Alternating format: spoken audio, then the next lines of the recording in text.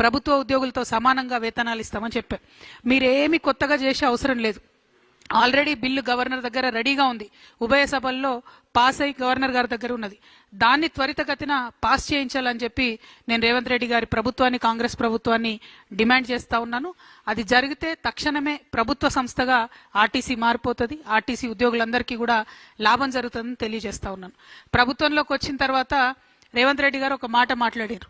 ఏంటంటే RTC నాయకులంటే warriors, RTC కార్మికులకు కాలిలో ముళ్ళు గుచ్చుకుంటే నేను నోటితో తీస్తా అని చెప్పి రేవంత్ రెడ్డి గారు చెప్పినటువంటి సందర్భం. కానీ 2.5 సంవత్సరాలు అయింది. వారి గుండెల్లో గాయమైతున్నా కూడా కాంగ్రెస్ ప్రభుత్వం కనీసం కన్ను తిప్పి కూడా చూడనటువంటి పరిస్థితి ఇవాళ ఆర్టీసీలో ఉన్నది. ఆర్టీసీ కార్మికులు పెరిగినటువంటి పని ఒత్తిడితోని ఏదైతే మహాలక్ష్మి పథకం పెట్టారో దాంతోని ఆక్యుపెన్సీ రేషియో 2 3 పెరగడం జరిగింది. దానితోని పని ఒత్తిడి పెరిగింది. సాధారణంగా 6 నుంచి 8 గంటలు చేస్తేనే లేబర్ చట్టాలు మరి బ్రేక్ ఇవ్వాలని చెప్తారు. కానీ ఆర్టీసీ కార్మికులకు మాత్రం 16 నుంచి 18 గంటలు పని చేపిస్తూ వారి శ్రమను దోచుకుంటున్నది కాంగ్రెస్ ప్రభుత్వం తప్పితే వారిని ఆదుకునేటటువంటి ఆలోచన చేయడం లేదు. ఆ శ్రమ దోపిడీ విధానాన్ని మేము తీవ్రంగా వ్యతిరేకిస్తున్నాం. ఆర్టీసీకి లేబర్ చట్టాలు ఖచ్చితంగా వర్తిస్తాయి, వర్తింపజేయాల్సిందే. మరి ఆర్టీసీలో లేబర్ చట్టాలు లేకుండా, కనీస గౌరవం లేకుండా, కార్మికులకు మర్యాద లేకుండా జరుగుతున్నటువంటి సందర్భాన్ని మేము తీవ్రంగా వ్యతిరేకిస్తా ఉన్నాం. మరి దుగ్గు రాజేందర్ గారని ఆర్టీసీ నాయకులు అనేక మందిని ఏదైతే ఈ ప్రభుత్వం పోయిన బీఆర్ఎస్ ప్రభుత్వంలో ఇప్పుడు ప్రభుత్వంలో కూడా అన్యాయంగా ఏదైతే కార్మికులను తీసివేయడం జరిగిందో పనిలో నుండి, వారిని తిరిగి పెట్టడం కోసం జాగృతితో కలిపి ఉద్యమాలు చేస్తున్నటువంటి నాయకుడు. మరి వారి నాయకత్వంలో దాదాపు 300 మందికి తిరిగి ఉద్యోగం ఇప్పించుకోగలిగినాం. మేము ఆర్టీసీని డిమాండ్ చేస్తా ఉన్నాం. మీరు చిన్న చిన్న వాళ్ళ మీద మీ ప్రతాపం చూపిస్తూ మెషిన్లు, టికెట్ ఇష్యూ మెషిన్ పనిచేయకపోతే ఆ ఫాల్ట్ సాఫ్ట్వేర్ ఉంటుంది, మెషిన్ ఉంటుంది, ఆ మెషిన్ కొన్నవాడిది ఉంటుంది. కానీ ఆ కోపం కండక్టర్ మీద చూపించి కండక్టర్ని తీసివేయడం అనేటటువంటిది కరెక్ట్ కాదు. ఇటువంటి చర్యలకి ప్రభుత్వం పాల్పడతా ఉంది. డ్రైవర్లకు కూడా అదే పరిస్థితి. 16 నుంచి 18 గంటలు వర్క్ చేయించి వారిని స్ట్రెస్ చేసి హార్ట్ అటాక్లతో చనిపోతున్నటువంటి కార్మికులను కూడా కనీసం పట్టించుకున్నటువంటి పరిస్థితి ఉన్నది. ఇవన్నీ ఒక ఎత్తు అయితే, మనం చిన్నప్పుడు మీ అందరు గుర్తుండుంటది, బస్ బాడీ బిల్డింగ్ యూనిట్ అనేటటువంటిది ఉండేది.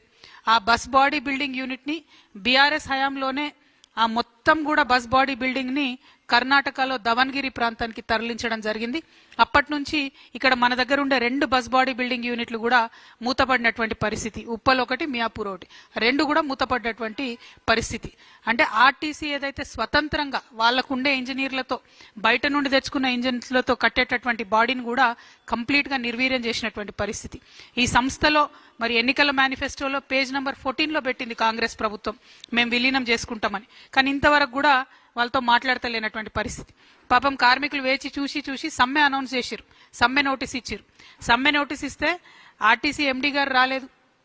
కానీ సిపిఐ రాష్ట్ర కార్యదర్శి కూనంనేని సాంబశివరావు గారు, కోదండరాం సారు, దేవరకద్ర ఎమ్మెల్యేలు రామ్మోహన్ రెడ్డి గారు, మసూదన్ రెడ్డి గారు చర్చల్లో పాల్గొని త్వరలోనే పరిష్కారం చేస్తాం, ఇండియా పాకిస్తాన్ కి యుద్ధం అవుతుంది, వార్ అవుతుంది, మీరు బంద్ చేయను అని చెప్పారు. అంటే బంద్ పెట్టారు. కానీ ఆ తర్వాత ఇప్పటి వరకు ప్రభుత్వం మళ్ళీ వాళ్ళని పిలవలేదు, మాట్లాడలేదు. కార్మికుల సమస్యలు మాత్రం ఎక్కడ వేసిన గొంగళ్ళే అక్కడే అన్నట్టు ఉంది. కాబట్టి తక్షణమే ప్రభుత్వం దీని మీద దృష్టి పెట్టాలని చెప్పి నేను కోరుతా ఉన్నా. ఇక మేము జనం బాటలో తిరిగినా మామూలుగా పొద్దునుండి సాయంత్రం వరకు మాకు మహిళలు ఇంటరాక్ట్ అయ్యేటటువంటి వాళ్ళు చెప్తున్నది ఒకటే మాట, అసలు ఎవరి కోసం పెట్టిండ్రు ఫ్రీ బస్సు, ఎందుకోసం పెట్టిండ్రు, మాకు ఆత్మగౌరవం లేకుండా చేస్తున్నారు, మాకు ఇబ్బంది కలుగుతున్నది, ఈ ఫ్రీ బస్సు పెడితే బస్సుల సంఖ్య పెంచండి అని మహిళలు ఒక పక్క మాట్లాడుతున్నారు. ఇంకొక పక్క వికలాంగులు మరి మాకెందుకు ఫ్రీ ఇవ్వరు ఈ బస్సులో, ఎందుకంటే ఫ్రీ బస్సులు పెట్టి ఓవర్లోడ్ అయిన బస్సులు ఏ ఒక్కటి కూడా బస్ స్టాప్ లో ఆగకుండా దూరం ఆగుతున్నాయి, వికలాంగులు ఎవరు కూడా ఎక్కిపోయే పరిస్థితి లేదు, వికలాంగులకు కూడా ఫ్రీ బస్ ఇవ్వాలని చెప్పి నేను కోరుతా ఉన్నాను. అట్లానే మహిళలకు ఫ్రీ బస్ స్కీము 48 గంటలు అమల్లోకి తీసుకొచ్చామని గొప్పగా చెప్పుకుంటుంది ఈ ప్రభుత్వం. కానీ వారు నేను ప్రశ్నిస్తా ఉన్నా, అసలు మీరు ఆర్టీసీకి ఎంత పేమెంట్ చేసిర్రు? నెలకు 300 కోట్లు ఇస్తామని చెప్పి ఒక ఎస్టిమేట్ చేసి చెప్పిండ్రు ఫస్ట్ లో. కానీ ఇప్పుడు ఆక్యుపెన్సీ రేట్ ఎంత పెరిగిందంటే కనీసం 600 కోట్లు నెలకి ఇవ్వాలని చెప్పి కార్మిక సంఘాలన్నీ కూడా డిమాండ్ చేస్తా ఉన్నాయి. ఆ పేమెంట్ ఎంత చేసిండ్రు, దానికి సంబంధించి వివరాలు ఒక శ్వేతపత్రం ఇవ్వాలని చెప్పి నేను ప్రభుత్వాన్ని డిమాండ్ చేస్తా ఉన్నా. ఇక బీఆర్ఎస్ ప్రభుత్వంలో ఉన్నప్పుడు జరిగిన అన్యాయం ఏంటంటే 52 రోజులు సమ్మె చేసినా 33 మంది కార్మికులు చనిపోయినా ఆ తర్వాత యూనియన్లు రద్దు చేసిరు తప్పితే ఆ సమ్మెలో జరిగినటువంటి ఏ అంశాల పట్ల కూడా కార్మికుల పట్ల సానుకూలంగా స్పందించలేదు. ఆనాడు యూనియన్లు రద్దు అయితే కాంగ్రెస్ ప్రభుత్వం చెప్పింది మేము రాగానే యూనియన్లు పునరుద్ధరిస్తామని చెప్పి. ఇప్పటి వరకు కూడా యూనియన్స్ లేవు కాబట్టి ఎట్లా పడితే అట్లా ఎంప్లాయీస్ ని తీసేస్తున్నా కూడా అడిగేటటువంటి పరిస్థితి లేదు. కాబట్టే ఆర్టీసీ కార్మికులందరూ కలిసి మరి 24వ తారీఖు నాడు చెలో సెక్రటేరియట్ అనేటటువంటి కార్యక్రమం పెట్టిండ్రు. ఆర్టీసీ జేఏసీ ఇచ్చినటువంటి ఆ చెలో సెక్రటేరియట్ అనే కార్యక్రమానికి మేము సంపూర్ణంగా మద్దతు పలుకుతా ఉన్నాం. తెలంగాణ జాగృతి నండని ఈ సందర్భంగా తెలియజేస్తా ఉన్నాం.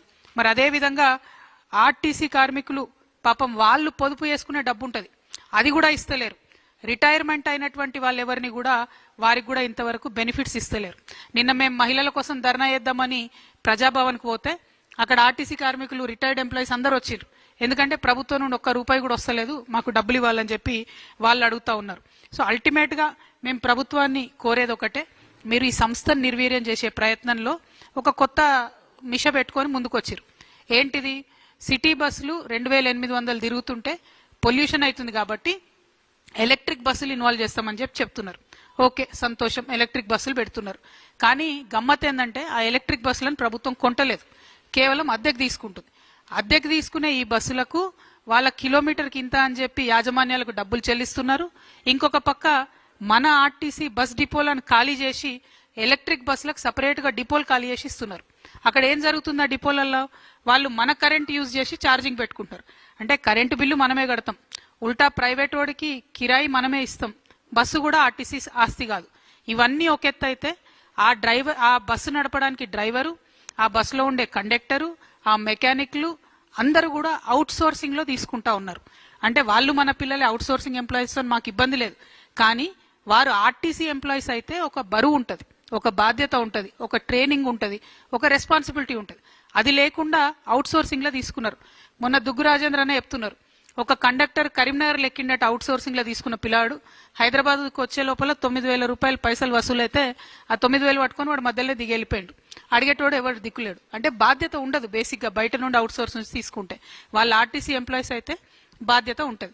ఈ విషయాలు మరి రవాణా శాఖ మంత్రి పొన్నం ప్రభాకర్ గారికి నేను ప్రత్యేకించి గుర్తు చేస్తా ఉన్నా. ఎందుకంటే అసెంబ్లీ జరిగేటప్పుడు మా అన్న వాళ్ళందరూ పోతే ఆయన ఒక ఉచిత సలహా ఇచ్చిండట పొన్నం ప్రభాకర్ గారు, మంత్రులందరినీ కలవండాయా మీరు అన్నట. మరి అందరు మంత్రులు కలిస్తే ట్రాన్స్పోర్ట్ శాఖ మంత్రి తమరి దగ్గర ఎందుకు పొన్నమన్నా? మరి మీరు బాధ్యత తీసుకోవాలి, ఆర్టీసీ కార్మికులతో చర్చలు జరపాలి, వాళ్ళకున్న సమస్యల పరిష్కారానికి ముందుకెళ్లాలని నేను డిమాండ్ చేస్తున్నా. పొన్నం ప్రభాకర్ గారు నేను పర్టికులర్ గా రిక్వెస్ట్ చేస్తా ఉన్నా, ఏదైతే ఫిట్మెంట్ పెంచినారో 2017లో 16% పెంచినారు, అదేవిధంగా 6 నెలల కింద ఒక 21% పెంచారు. ఆర్టీసీ ఉద్యోగులు ప్రభుత్వ ఉద్యోగులు కాదంటున్నారు. కాదన్నప్పుడు ప్రభుత్వ ఉద్యోగుల తరహా ఒక 1.5% హెచ్ఆర్ఏ వీళ్ళకు కూడా కట్ చేసిండ్రు.